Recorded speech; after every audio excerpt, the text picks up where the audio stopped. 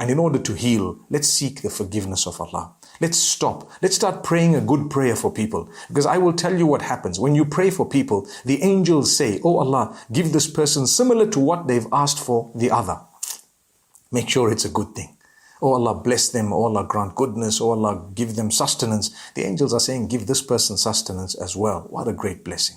I'd love that supplication of the angels for me. So in that particular case, I'm going to pray as much as I can positively for others. When you see people going astray, pray for their guidance. So Allah will grant you guidance.